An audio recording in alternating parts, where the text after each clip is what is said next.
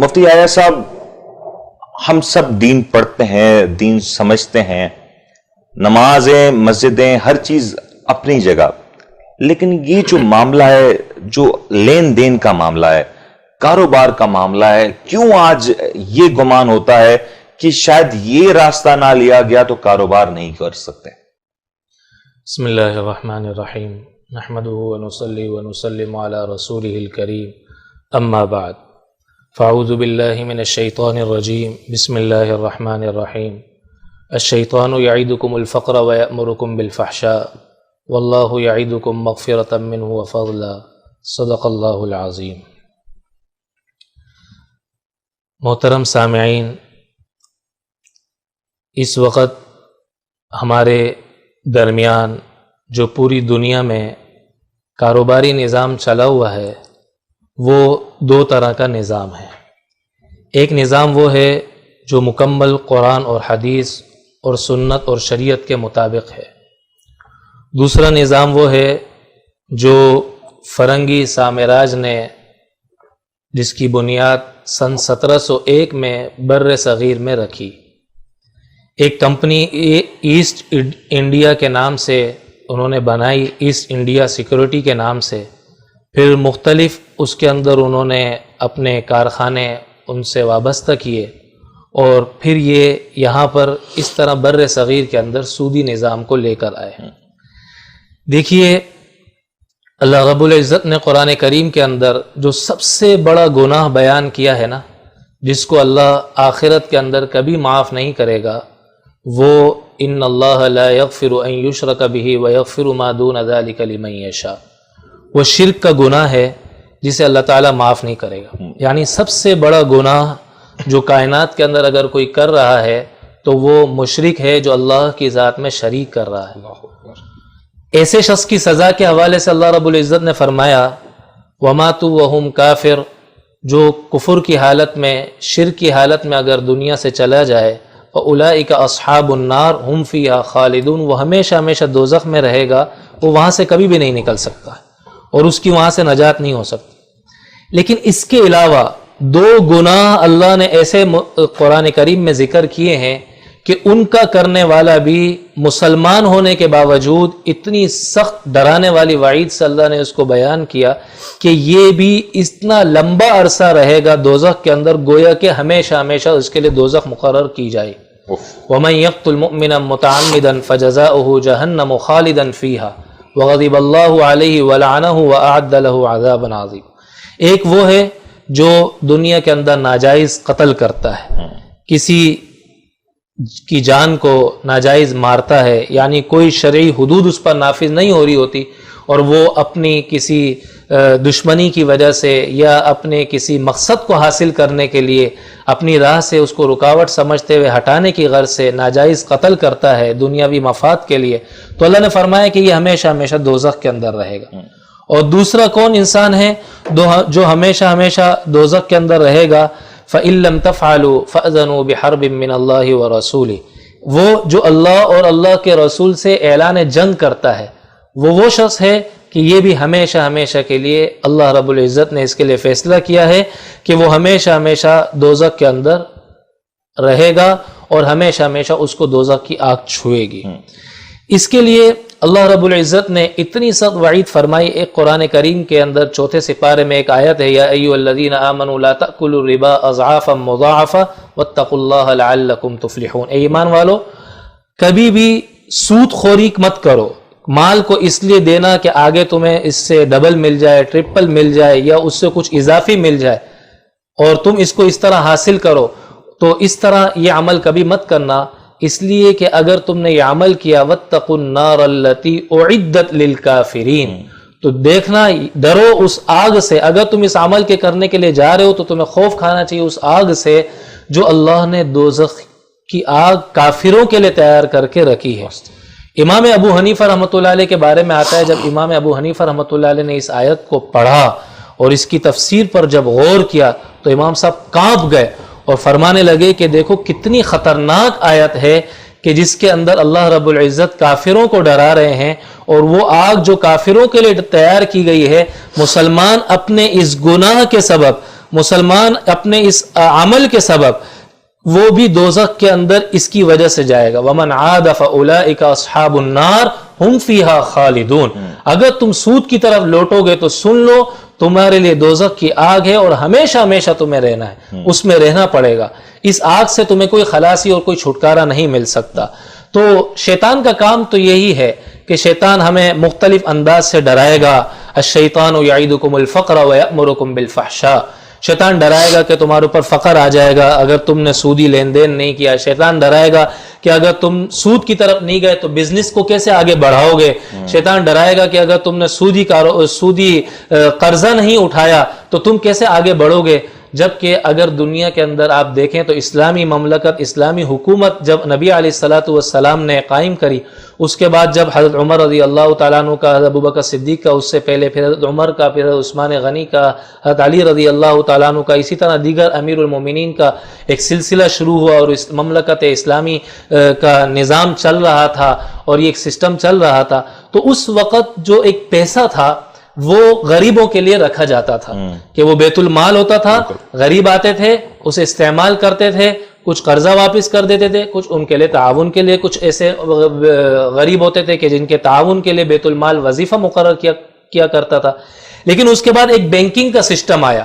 جو فرنگی سامراج نے بر صغیر میں جس کی بنیاد رکھی, اور یہ سسٹم ایسا ہوا کہ یہ صرف امیر اس سے فائدہ اٹھا سکتا ہے. اس پیسے سے بینک سے پیسہ اٹھا کر قرضہ لینے سے صرف امیر فائدہ اٹھا سکتا ہے, غریب نہیں اٹھا سکتا. آپ 1 کروڑ مثال ہے کہ قرضہ لینے کے لیے جائیں گے بینک کے پاس, تو بینک آپ کو کہے گا آپ کے پاس 10 لاکھ روپے ہیں, وہ آپ سیکورٹی کے طور پر کوئی اس کی فائل ہو گئی, کوئی اور چیز ہو گئی, یہ پہلے آپ ہمیں جمع کرائیں, پھر ہم آپ کو 1 کروڑ روپے دیں گے اور اس 1 کروڑ کی عوض میں آپ ہمیں واپس ریٹرن کتنا کریں گے. ظاہر ہے یہ اس سے ایک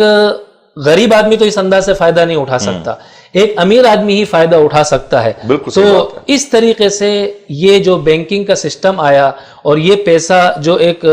جمع ہو کر ایک بیت المال کی صورت میں یا جمع ہو کر کسی ادارے کے پاس غریبوں کو فائدہ جس سے پہنچنا چاہیے تھا اور غریب جس سے فائدہ اٹھا سکتا تھا, اس سے ہم مسلمان جو ہے وہ یہ بینکنگ کے سسٹم اور سودی نظام کی وجہ سے محروم ہو گئے. اور نتیجہ کیا نکلا؟ سرمایہ دارانہ نظام اس سے ترقی کرتا گیا, یعنی امیر سے تر ہوتا گیا اور غریب سے تر ہوتا گیا. اور پھر جو امیر بننے جا رہا ہے یقین جانیے وہ کبھی امیر بن نہیں سکتا, وہ کبھی ترقی کر نہیں سکتا, اس لیے کہ اللہ کا وعدہ ہے اور اللہ کا اعلان ہے وَمَا آتَيْتُم مِّن رِّبًا لِيَرْبُوَ فِي أَمْوَالِ النَّاسِ فَلَا يَرْبُو عِندَ اللَّهِ. اگر تم سودی نظام کی طرف بڑھتے ہو, کسی کو سود پہ پیسہ دیتے ہو یا سودی پیسہ لیتے ہو اور یہ سمجھتے ہو کہ تمہارے پاس پیسہ بڑھ جائے گا, تم ترقی کر لو گے, تو یہ تمہاری عقل کی غلطی ہے اور یہ تمہاری سوچ کی کمی ہے, ایسا کبھی ہو نہیں سکتا. مفتی صاحب نے بڑی زبردست بات, کیا ماجرا ہے, کیا لذت ہے گناہ میں, کیا ایسی کشش ہے کہ ہم اس سود کی طرف اس حد تک راغب ہو جاتے ہیں. آپ نے شرک کی بات کی اور بڑی زبردست بات کی کہ شرک معاف نہیں ہوگا. کہ یہ کسی شرک کے زمرے میں نہیں آتا کہ میں یہ سمجھوں کہ مجھے مال ملنا ہے, مجھے عزت ملنی ہے, مجھے اسی نظام سے ملنی ہے. میرا رب جس نے ہمارے رزق کی قسم کھا لی, وعدہ کر دیا, اس کے پر توکل کرنے کے بجائے ہم ان نظام, ان بری چیزوں کے اوپر اپنا یقین ڈالیں, انہی کے اوپر اعتبار کریں. بسم اللہ الرحمن الرحیم. دیکھیے بات یہ ہے کہ پورے قرآن کریم میں اللہ رب العزت نے ایک گناہ ایسا بتایا کہ اس کا کرنے والا اللہ اور اللہ کے رسول سے اعلان جنگ کرتا ہے. فَأَذَنُوا بِحَرْبٍ مِّنَ اللَّهِ وَرَسُولِهِ, اور وہ ہے سود کا گناہ. اب دیکھیے ہم دنیا کے اندر دیکھتے ہیں کہ 2 شخص آپس میں ایک دوسرے کے دشمن ہیں یا 2 ریاستیں آپس میں ایک دوسرے کی دشمن ہیں. تو ایک دشمن دوسرے دشمن کے لیے اس کی کوشش یہ ہوتی ہے کہ سب سے زیادہ جو اس کی نزدیک اہمیت والی چیز ہے نا اس کو میں ختم کر دوں, سب سے قیمتی سرمایہ ہے نا اس کو میں ختم کر دوں. بالکل صحیح. اب ایک دشمن چاہے 2 گھر والوں کے آپس میں لڑائی ہو یا 2 شخصوں کی آپس میں لڑائی ہو یا 2 ریاستوں کی آپس میں لڑائی ہو, تو اس کی کوشش یہ ہوتی ہے کہ مین ٹارگیٹ پہ جا کر جو ہے نا میں اس پر حملہ کروں اور جس کی وجہ سے وہ آئندہ کبھی میرا مقابلہ کرنے کی صلاحیت نہ رکھے. اب انسان کے پاس, مومن کے پاس سب سے قیمتی سرمایہ وہ ایمان کا سرمایہ ہے. اب جب وہ اللہ اور اللہ کے نبی کے مقابلے میں آ جاتا ہے نا, اعلان جنگ کرتا ہے, تو اللہ تعالیٰ سب سے پہلے اس کے ایمان کے نور کو ختم کر دیتے ہیں. سب میں بات کاٹوں گا, آپ سوچیں، مطلب سنا جائے کہ اللہ اور اللہ کے نبی کے مقابلے میں آ جانا مطلب اعلان بغاوت، یہ تو کچھ تصور بھی نہیں کر سکتا. ہم جانے انجانے روز یہ کر رہے ہوتے ہیں، ہم سب بیشتر لوگ یہ کر رہے ہیں. ہمارے ملک کا تو نظام ہی ہو چکا ہے. اب نتیجہ کیا نکلا جب ہم اللہ اور اللہ کے نبی کے مقابلے میں آ گئے اور اللہ نے کیا کیا کہ ہم سے ایمان کا نور سلب کر لیا، ایمان کی برکت سلب کر لی، ایمان کی روشنی سلب کر لی. اب میری سوچ کیا بن گئی کہ بغیر سودی لین دین کے میں کاروبار کر ہی نہیں سکتا، بغیر سودی معاملات کے میں آگے بڑھ ہی نہیں سکتا. اور گناہ جو ہے نا، گناہ اس کے حوالے سے یہ ذہن میں بات ہونی چاہیے کہ یہ ابتداً بڑا لذیذ لگتا ہے. آپ جیسے علماء نے لکھا ہے، اللہ والوں نے لکھا ہے کہ جیسے کسی کو خارش ہوتی ہے، اب وہ خارش کرنے والا اپنے جسم پہ جو خارش کر رہا ہوتا ہے اس کو بڑا مزہ آ رہا ہوتا ہے خارش کرنے، لیکن اس کا جو رزلٹ نکلنا ہے نا وہ اس کو تڑپا کے رکھ دے گا، وہ اس کو جو جلن ہوگی بعد میں، جو پریشانی ہوگی، وہ اسے بے چین کر کے رکھ دے گی. تو یہ بھی گناہ کی ابتدا بھی ایسی ہی ہوتی ہے کہ انسان کو بڑی لذت لگ رہی ہوتی ہے، بڑی ترقی نظر آ رہی ہوتی ہے، بڑی کامیابی نظر آ رہی ہوتی ہے، جبکہ اللہ کے نبی نے حدیث میں فرمایا کلو درہم،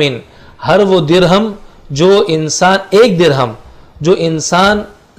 ربا کے طور پر، سود کے طور پر لیتا ہے، اس کا گناہ ایسا ہے جیسا وہ 36 مرتبہ کسی عورت سے زنا کرے. ایک روایت کے اندر اللہ کے نبی نے فرمایا کہ کوئی شخص ایک درہم بھی اگر سود کا استعمال کرتا ہے وہ اتنا بڑا گناہ کرتا ہے جیسے اپنی ماں کے ساتھ بدفعلی بیت اللہ کے اندر کرے، جہاں ہر نیکی 1,00,000 کے برابر ہے. تو ہر گناہ کا وبال بھی اتنا ہے. ایک اور روایت کے اندر اللہ کے نبی نے فرمایا کہ سود کے 70 سے زیادہ درجے ہیں.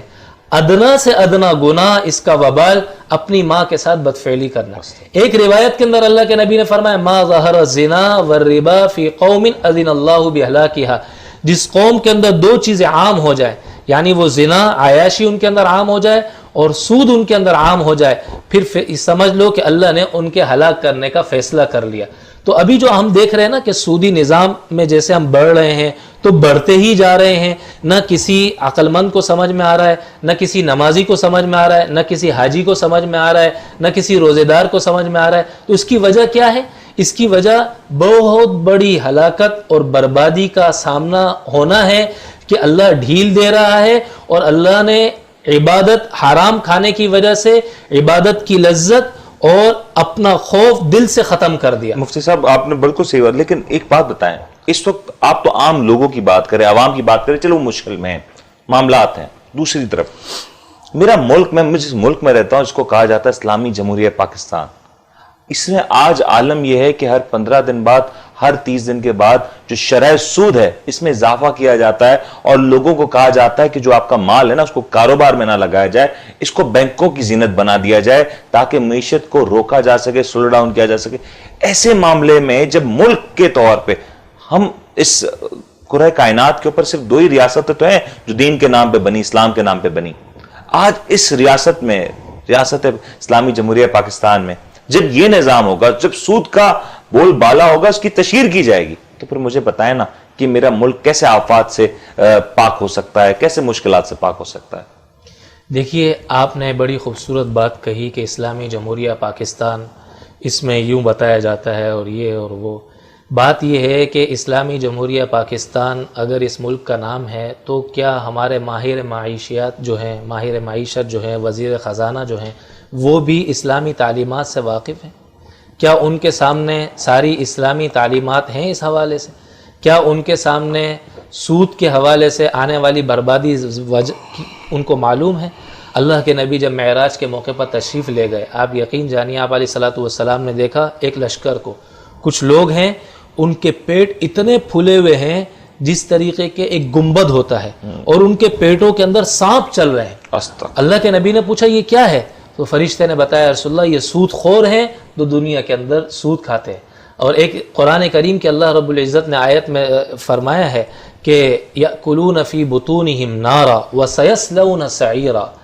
یتاما ظلما انما یأکلون فی بطونہم نارا. جو ظلم کے ذریعے اگر کسی کا مال استعمال کرتا ہے، ظاہر ہے سودی لین دین، سودی معاملات، یہ سودی جتنی چیزیں ہیں یہ ظلم ہی کے ذریعے انسان کسی سے لیتا ہے نا، کسی کی مجبوری سے ناجائز فائدہ اٹھانا، اس کو سود کہتے ہیں. اس کو ظلم کہتے ہیں. اب انسان جب اس انداز سے چل رہا ہوتا ہے تو اللہ نے قرآن میں فرمایا کہ وہ اپنے پیٹ کے اندر آگ کو ڈال رہا ہے. اب آپ دیکھیے تھوڑا سا اگر گرمی بڑھ جائے اور دھوپ بڑھ جائے تو ہمیں سکون نہیں ملتا. جس انسان کی زندگی کے اندر پیٹ میں آگ چلی جائے, رگوں میں آگ دوڑ رہی ہو اور خون میں آگ دوڑ رہی ہو, تو زندگی میں سکون اور ماحول کے اندر سکون کیسے آ سکتا ہے؟ اور پھر ایک روایت اللہ کے نبی نے فرمایا کہ انسان رو رہا ہوتا ہے, یا ربی یا ربی یا ربی کہہ رہا ہوتا ہے اور آنسو بہا رہا ہوتا ہے, شب قدر ہوتی ہے, بیت اللہ کا دروازہ پکڑے ہوئے ہوتا ہے, لیکن اس کی دعا آسمان تک نہیں پہنچتی. کیوں؟ اس کا کھانا حرام, اس کا پہننا حرام, اس کا پینا حرام, تو آسمان کے دروازے اس کے لیے بند کر دیے جاتے ہیں. ہم بڑے خوش فہمی میں ہوتے ہیں کہ میرا کاروبار اتنا بڑھ گیا, اتنے لوگوں کو میں نے حج پہ بھیج دیا, اتنے میں نے فلاں نیکی کے کام کر لیے, اتنے خیرات کے کام کر لیے. نبی علیہ الصلوۃ والسلام پر جب یہ آیت حرمت سود کی نازل ہوئی, اللہ کے نبی کو حضرت عباس رضی اللہ تعالیٰ عنہ نے کہا یا رسول اللہ 2 دن صبر کر جائیے, میرا بہت سارا کروڑوں میں سود کا مال آنے والا ہے, سب اسلام کے نام پر وقف کر دوں گا. اللہ کے نبی نے فرمایا عباس صبر کیا کرنا ہے, اللہ نے جس کو حرام کر دیا وہ زیادہ ہو کم ہو وہ حرام ہے, وہ ناجائز ہے, ہمیں نہیں لینا ہے, اور جسے حلال کیا ہے وہ تھوڑا بھی ہو ہم نے اسے استعمال. یعنی کہ اسلام نے حلال میں برکت رکھی. اور میں چاہوں گا مفتی صاحب آخری کمنٹ آپ بھی کرتے ہیں. ہمارے یہاں کیونکہ اسلامک بینکاری کا نظام بھی جائز ہے, میں جانتا ہوں کہ آپ اس انداز میں نہیں چاہیں گے کہ اس کے اوپر اس وقت گفتگو کریں, لیکن ایک چیز ہے جس کے بارے میں گمان ہے کہ شاید یہ صحیح ہے یا نہیں, ایک چیز کے بارے میں صریحاً یقین ہے کہ یہ غلط ہے, تو اگر دونوں میں سے کسی کا ایک کا تعین کرنا مجبوری ہی ہے تو پھر کس کی تعین کرنا چاہیے, کس کی طرف ہم چاہ سکتے ہیں؟ دیکھیے میں آخری 1.5 منٹ باقی جی, بس. اس میں یہ ہے کہ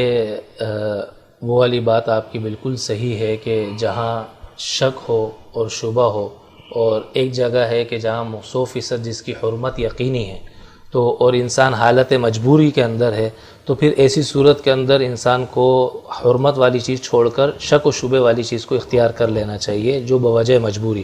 کیونکہ قرآن کریم میں اللہ رب العزت نے جو چیزیں حرام کی ہے نا, ایک مردار کو حرام کیا, انما حرم علیکم المیتۃ والدم, خون کو حرام کیا, ولحم الخنزیر, اور خنزیر کے گوشت کو حرام کیا, وما اہل لغیر اللہ بھی, اور جو غیر اللہ کے نام پر ذبح کر دیا جائے اس کو اللہ نے حرام کیا. لیکن آگے اللہ نے فرمایا فمن اضطر غیر باغ ولا عاد, اگر کوئی مجبور ہو جائے تو اپنے آپ کو بچانے کے لیے اس کے علاوہ اس کے پاس کوئی آپشن نہیں ہے, تو یہ حرام کی ہوئی چیز بھی بوجہ مجبوری